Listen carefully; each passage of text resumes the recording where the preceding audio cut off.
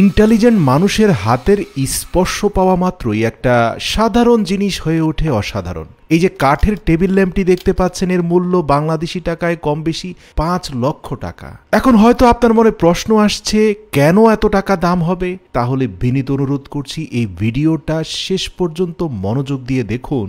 আমি গ্যারান্টি দিয়ে বলছি, একটি সেকেন্ডের জন্য চোখ ফেরাতে পারবেন না যে ইন্টেলিজেন্ট মানুষটা তার নিপুণ কারিগরি হাত দিয়ে এই জিনিসটাকে তৈরি করেছেন। তার রীতিমতো আপনার অলস মস্তিষ্ককে মুহূর্তের মধ্যে কার্যক্ষম করে তুলবে। প্রিয় দর্শক, ভিডিওর শুরুতে আমরা দেখতে পেলাম যে একটা ম্যানুয়াল হিটারের ভিতরে অনেকগুলো কপারের তারকে তিনি গলাচ্ছেন, পাশাপাশি আরেকটা ম্যানুয়াল হিটারের মধ্যে বেশ কিছু অ্যালুমিনিয়ামকেও পুড়িয়েছেন। অতঃপর পোড়া গলানো অ্যালুমিনিয়াম এবং কপারের মিশ্রণটাকে একটা ফ্রেমের মধ্যে ঢেলে সেটাকে জোড়ানো পর্যন্ত অপেক্ষা করলেন। অতঃপর দুই পাশের স্টিলের আস্তরণটাকে ফেলে দিয়ে সেটাকে একটা স্বয়ংক্রিয় স্পিনিং রোলিং মেশিনের মধ্যে স্থাপন করে ধারালো লেজার হুকের মাধ্যমে এটাকে স্মুথ করে ফেললেন এবং পরবর্তীতে আরেকটা স্মুথার মেশিন দিয়ে এটাকে এতটাই চকচকে বানিয়ে ফেলা হলো যে দেখতে একেবারে পিওর গোল্ডের মতো মনে হচ্ছিল। তারপরেই তাদের কোম্পানির লোগো লাজি ম্যানের স্টিকার লাগিয়ে দেওয়া হলো।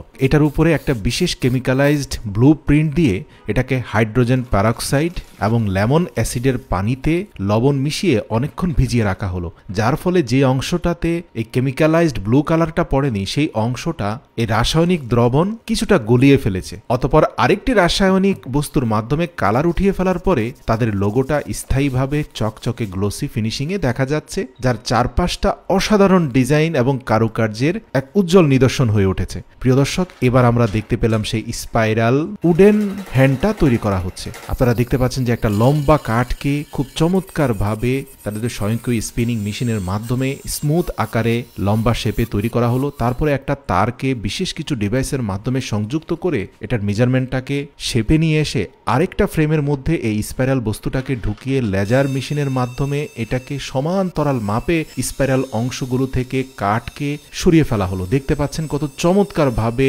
দুপাশ থেকে কাঠগুলো সরে যাচ্ছে এবং হাতলটি ভেঙেও যাচ্ছে না। এটা সম্পূর্ণটাই কিন্তু নির্ভর করছে স্পাইরাল ডায়ামিটারের উপরে। নিঃসন্দেহে এটা একটা দক্ষতা এবং নিপুণ হাতের শৈল্পিক নিদর্শন। সর্বশেষ আরেকটা লেজার চেঞ্জ করে যে অংশটা ইতিমধ্যে কাট করা হয়েছে সেটাকে আরো স্মুথ ফিনিশিং দেওয়া হয়েছে। সর্বশেষ এর দুই পাশে ছিদ্র করে এবং স্পাইরালগুলোর ভিতরে সিরিজ কাগজ ঢুকিয়ে এছাড়াও আরো বিভিন্ন ধরনের বস্তু ঘষে মেজে এগুলোকে চমৎকার একটা স্মুথ শেপে নিয়ে আসা হয়েছে। আপনারা দেখতে পাচ্ছেন তারপরে তার অগ্রভাগে 3টি ছিদ্র করা হলো এবং লাজি ম্যানের অ্যালুমিনিয়াম ব্রোঞ্জের সেই ট্রেডমার্ক সিলওয়ালা সেই রিং এর উপরে এই কাঠের স্পাইরালটাকে স্থাপন করা হলো। তারপরে আরো বেশ কিছু অ্যালুমিনিয়াম ব্রোঞ্জের স্টিক এটাকে সংযুক্ত করা হলো যেন ফিউচারে এগুলো দিয়ে ইলেকট্রিক সাপ্লাইয়ের মাধ্যমে তারা তাদের সেই চূড়ান্ত টেবিল ল্যাম্পটা তৈরি করতে পারে। এরপরে আমরা দেখতে পেলাম যে ওক কাঠের একটা গুড়িকে মধ্যখান থেকে খুব চমৎকার ভাবে কেটে আলাদা করা হলো। এই পুরো গুড়িটাকে আবার স্পিনিং মেশিনের মধ্যে নিয়ে সেটাকে একটা পাত্রর আকৃতিতে উভয় পাশ থেকে সমান্তরাল ভাবে কাঠগুলোকে ট্রিম করা হলো। এখন কিন্তু এটা একটা কাঠের সিলিন্ডার সদৃশ্য মনে হচ্ছে, যার চারপাশে অনেকগুলো ছিদ্র করে সেটার সাথে স্পাইরাল বস্তুটাকে জুড়ে দেওয়া হলো। এমনকি অ্যালুমিনিয়াম ব্রোঞ্জের বস্তুটাকে ছিদ্র করে সেখানে ইলেকট্রিক লাইন সাবস্টিকেশন দিয়ে বাল্ব জ্বালিয়ে আপনারা দেখতে পাচ্ছেন দূর থেকে কত চমৎকার একটা টেবিল ল্যাম্প হয়েছে। আচ্ছা বলুন তো, এই টেবিল ল্যাম্পের যত উপাদান ব্যবহৃত হয়েছে সবগুলো মিলে কি 5 লক্ষ টাকা দাম হবে? আমি আপনি 100 ভাগ একমত যে এখানে যতগুলো বস্তু ব্যবহৃত হয়েছে এর কাঁচামালের মূল্য 50,000 টাকার বেশি হবে না, কিন্তু বাকি 4.5 লক্ষ টাকাই হচ্ছে মেধা আর শ্রমের মূল্য। তাই আপনি যত বেশি পরিমাণে আপনার আল্লাহ প্রদত্ত ব্রেনকে কাজে লাগাবেন, যত বেশি সৃজনশীল হবেন, ততই কিন্তু আপনার মূল্য বেড়ে যাবে।